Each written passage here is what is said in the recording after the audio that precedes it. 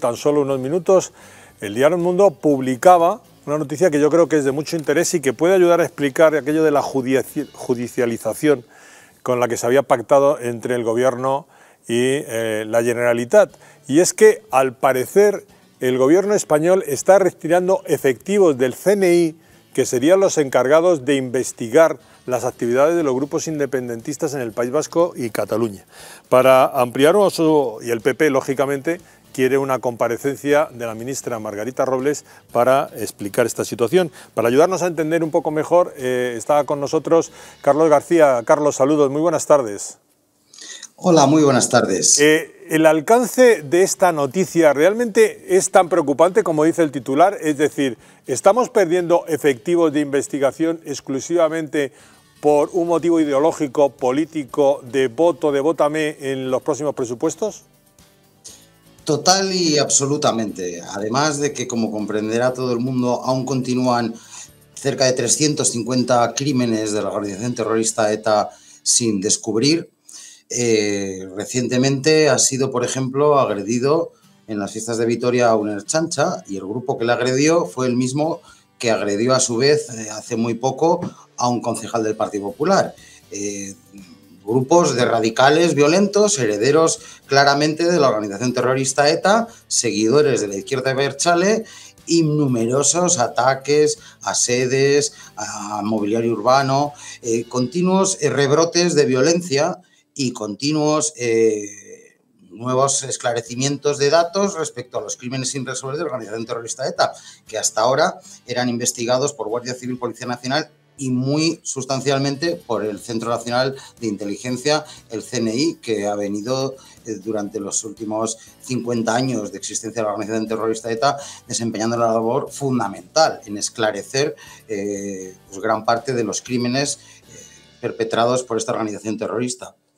Y esto es evidente que es otro nuevo pago por los votos manchados de sangre de la organización Bildu, de los testaferros de ETA en las instituciones, y a cambio de esos votos el gobierno de Pedro Sánchez está cediendo en todo. Recientemente han vuelto a acercar a 11 presos de ETA al País Vasco, que no es baladí, que la gente no se haga la idea que acercan a 11 presos de ETA al País Vasco para que esté más cerca de sus casas, no, porque eso se complementa con otra cesión que fue la transferencia al gobierno vasco de la competencia de prisiones, por la cual el gobierno vasco, los funcionarios y la Junta de Evaluación determinada y nombrada por el gobierno vasco decreta terceros grados para estos terroristas, que significa ponerlos automáticamente en la calle con una pulsera telemática, porque no hay módulos de tercer grado en las cárceles del País Vasco por decisión del gobierno vasco. Por lo tanto, se están concediendo una serie de cesiones, una serie de prebendas a una organización como Bildu a cambio de esos votos totalmente inaceptables, totalmente indignas, que vulneran la memoria, la dignidad y la justicia de las víctimas del terrorismo, de todos los que en esta sociedad vasca hemos estado plantando cara a la organización terrorista ETA. En mi caso, 18 años con escolta, pero como yo, cientos de compañeros del Partido Popular, miles de policías nacionales, de guardias civiles, de ertzaintzas, de jueces, de fiscales, de periodistas que han estado padeciendo la espada de Damocles del terrorismo de ETA y que ahora ven cómo se les está tratando no solo de blanquear, sino de conceder prebendas como la impunidad o como la libertad sin cumplir con los requisitos mínimos, como son colaborar con la justicia, como son condenar los asesinatos y cualquier otro requisito mínimo de dignidad en una democracia, y que el señor Pedro Sánchez está tirando por la borda no solo la dignidad, la memoria y la justicia con las víctimas del terrorismo, sino la dignidad del conjunto de los españoles como nación y como Estado, vendiéndolo a saldos a cambio de esos votos a una organización totalmente indigna como es Bildu, que son, insisto, no solo los testaferros de ETA, sino ahora mismo quienes representan a ETA, porque están los terroristas de ETA dentro de Bildu. El señor Otegi, no nos olvidemos que ha sido condenado por terrorismo, ha sido condenado por pertenecer a ETA, y recientemente el señor Pla ha sido incorporado a la dirección de Sortu, que es el partido principal de Bildu, y no nos olvidemos que el señor Pla ha dado comunicados de la organización terrorista ETA encapuchado. O sea que si esos son políticos, si eso es un partido digno, si eso es un partido del que depende la gobernabilidad de España y al cual tiene que conceder favores el señor Pedro Sánchez, mal vamos con este gobierno. E insisto, la labor que ha venido desarrollando y desempeñando el CNI de forma totalmente discreta, de forma totalmente profesional, en la lucha contra el terrorismo. Y ahora mismo, para seguir continuando en esclarecer esos 300 crímenes sin resolver, es fundamental. Y que el gobierno haya cedido en eso es un paso más para dar la impunidad a esos terroristas criminales que hoy están escondidos como ratas, que están temblando, porque en el momento que cambie el gobierno esos casos se van a tratar de reabrir, se van a volver a investigar, pero por el momento con este señor pues se les va a dar carpetazo porque, insisto, se va a retirar a los agentes del CNI del País Vasco y es una muy mala noticia para todos los demócratas. Carlos, o don Carlos, si me permites, Carlos, porque eres más joven que yo, estás en Bilbao, concejal. Visto desde fuera, desde el resto del país, la argumentación se entiende, pero quizá lo que no se entiende tanto es el continuo aumento en popularidad de Bildu,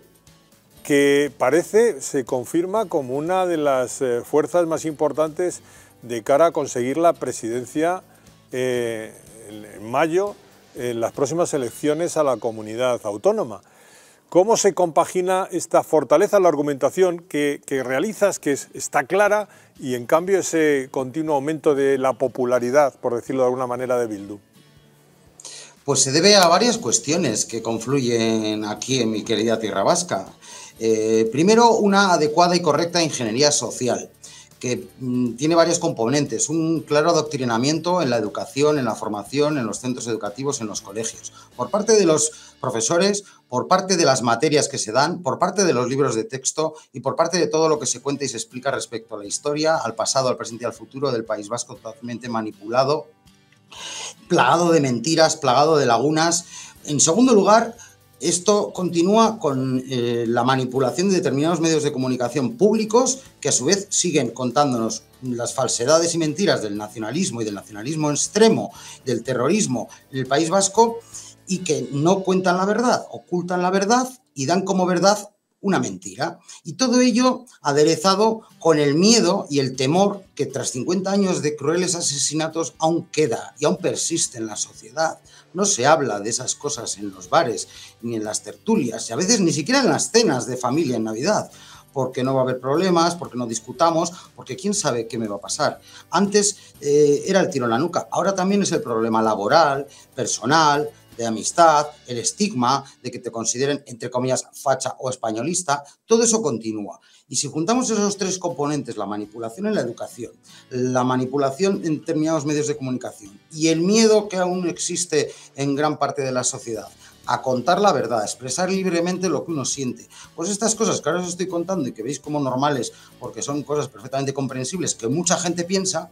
pero no las cuenta, pero no las dice. Y eso está haciendo que al PNV se le haya ido de las manos. Se le haya ido de las manos ese adoctrinamiento nacionalista y, como suelo decir, cuando el nacionalismo se va al monte, el PNV que va con mocasines pierde con los de Bildu que van con botas de monte. Y es lo que ahora mismo está pasando, que Bildu le está recortando al PNV precisamente por ese nacionalismo radical que el PNV no solo no ha frenado, sino que ha seguido alimentando de las instituciones. Y además ha venido acompañado de un discurso paralelo, un discurso político no radical, pero con unos hechos cotidianos y diarios totalmente radicales. Pongo ejemplos últimamente, pues por ejemplo, el imponer el euskera exclusivo para el acceso a la totalidad de empleos públicos, el suprimir el castellano de las aulas, o por ejemplo, el censurar y controlar a los guías turísticos que van a explicar los monumentos que hay en la Vía de Bilbao, por poner un ejemplo. Y por lo tanto, cuando hay un escudo de los Reyes Católicos, pues eso no se explica, eso no se cuenta y eso no existe. Una bandera de España del año 1820 en el Ayuntamiento de Bilbao, roja, amarilla y roja, eso no se cuenta, eso no existe. Un escudo de España del año 1680 en piedra, donde estaba el escudo de Vizcaya, eso tampoco se cuenta y eso tampoco existe y no se muestra a los visitantes. Es un conjunto de cuestiones que hace que Bildu se vea como un partido votable por una parte de la sociedad, porque además hay que añadir que por parte del gobierno de España, del señor Pedro Sánchez, ha comenzado ese mismo camino de manipulación, de tergiversación, por ejemplo, con esa ley de desmemoria, pero con legitimarles para llegar a pactos y acuerdos para aprobar presupuestos, y entre el PNV aquí y el PSOE en Madrid están haciendo que Bildu parezca un partido totalmente normal, cuando, insisto, ¿en qué cabeza cabe considerar a Bildu un partido normal cuando está dirigido por un terrorista como Otegi, cuando tiene terroristas en sus filas, cuando está defendiendo a los asesinos de ETA, cuando no ha condenado ni uno solo de los asesinatos de ETA. El pasado jueves estuve en un debate en la universidad pública. Claro, se sorprendían los alumnos cuando les decía que Lecurriña se había inventado hace 100 años por Sabino Arana. Muchos no lo sabían, algo totalmente básico, o que la capital del País Vasco en el Estatuto de Autonomía no es Vitoria, Vitoria es la capital provisional. Y suena raro, pero es que aspira el nacionalismo a que algún día sea Pamplona como capital de ese antiguo reino de Navarra, o que aspiran a hacer una España del norte en el País Vasco, juntando Navarra, País Vasco y una parte de Francia, separándolos como un país independiente y además implantando un régimen totalitario comunista. Esas son las tres cuestiones a las que aspira Bildu, que son exactamente las tres cuestiones a las que aspiraba y aspira ETA, y por lo cual ha estado asesinando. E insisto, son cosas muy elementales, muy básicas, que todos podemos saber si nos informamos y si leemos un poquito, pero que hay mucha gente en el País Vasco que no es consciente de ello, porque vive, insisto, en una nube. Desde la educación hasta los medios de comunicación, hasta la calle, hay un total y absoluto silencio respecto a las cuestiones que, insisto, son totalmente imprescindibles tener en cuenta sobre una organización como Bildu, porque quiero recordar que no ha condenado ni uno solo de los asesinatos de ETA. Recientemente participó con toda su cara dura en un supuesto homenaje a Miguel Ángel Blanco y a todas las víctimas, punto. Porque consiguieron eliminar la palabra terrorismo. Entonces ya no eran todas las víctimas del terrorismo, eran las víctimas del terrorismo y a los etarras a los que les había explotado las bombas. Por supuesto, en esa concentración nosotros no participábamos. Pero allí estuvo la abogada precisamente de los asesinos de Miguel Ángel Blanco, Yone Goirizelaya, que es la portavoz del Ayuntamiento de Bilbao, que todo esto se estará sonando terrible, pero si tú no lo cuentas, si nadie lo escucha, si no lo dicen los medios de comunicación, si la gente no lo conoce o no se lo enseñas, pues no es consciente de ello. Don Carlos. Y ahí estaba Bildu,